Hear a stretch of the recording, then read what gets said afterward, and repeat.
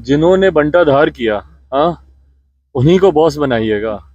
कैसी रणनीति है ये कि हमारे बिहार के मुख्यमंत्री जी ने जितने अपशब्दों का इस्तेमाल किया, उस पे इंडी गठबंधन के लोगों का खामोश रहना ही सबसे बड़ा कारण बना है विपक्ष की हार का।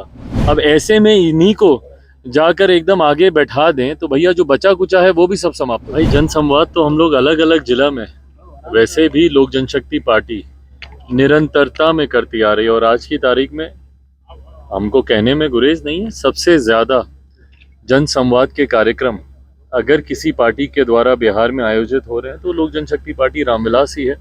बिहार के अलग अलग जिलों में भले हमारे कार्यक्रम हो, हमारे संगठन के कार्यक्रम हो, संकल्प यात्रा, बिहार फर्स्ट, बिहारी फर्स्ट संकल्प यात्रा पे आपने देखा ही है कि तमाम प्रकोष्ठों के प्रदेश अध्यक्ष, हमारे पार्टी के प्रदेश अध्यक्ष राजू तिवारी जी के नेतृत्व में वो लोग भी यात्रा पे निकले हैं। तो जहां एक तरफ संगठन को मजबूती देने का कार्य निरंतरता में हो रहा है, तो वहीं दूसरी तरफ जनता से संपर्क करके, सीधा संवाद करके उनकी समस्या, उनकी अपेक्षाएं को पूरा करने का प्रयास बिहार फर्स्ट, बिहारी फर्स्ट के माध्यम से किया जा रहा है। अच्छा, ये जो चुनाव का नतीजा है उसके बाद कहा जा रहा है कि मांग किया जा रहा है या चर्चा चल रही है कि नीतीश अब बॉस बने इंडिया गठबंधन के। अच्छा, जिन्होंने बंटाधार किया, हाँ, उन्हीं को बॉस बनाइएगा।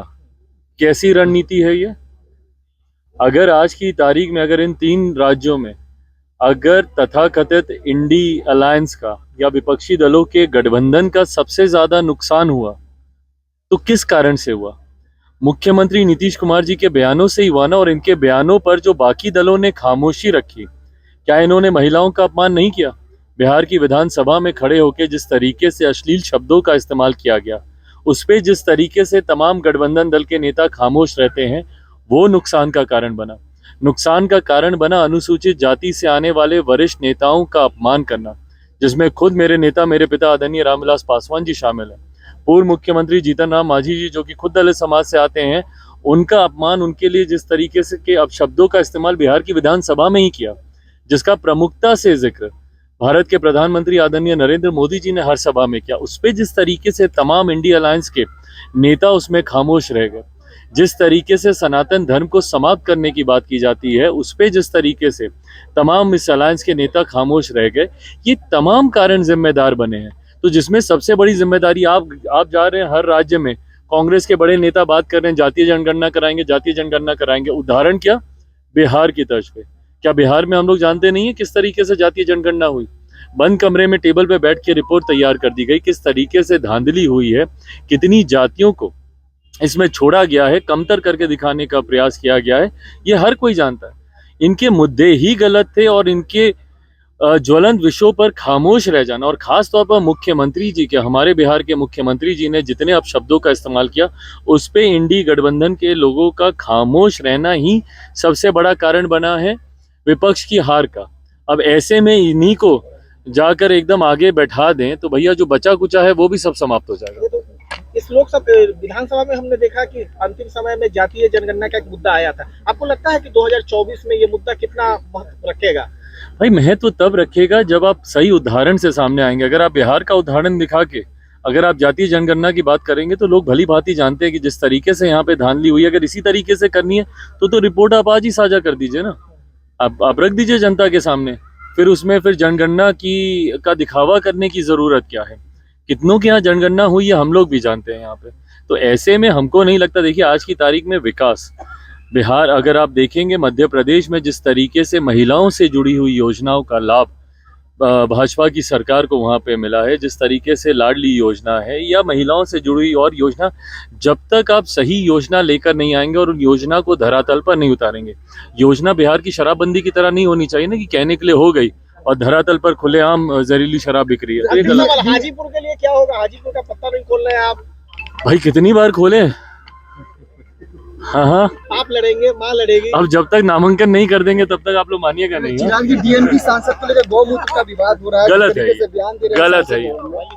गलत है ये। संसद में जिस तरीके से माननीय सांसद के द्वारा इस तरीके की भाषा का इस्तेमाल किया गया, ये गलत है। ये कहीं ना कहीं उसी सोच को बढ़ावा देता है जो सनातन विरोधी सोच है।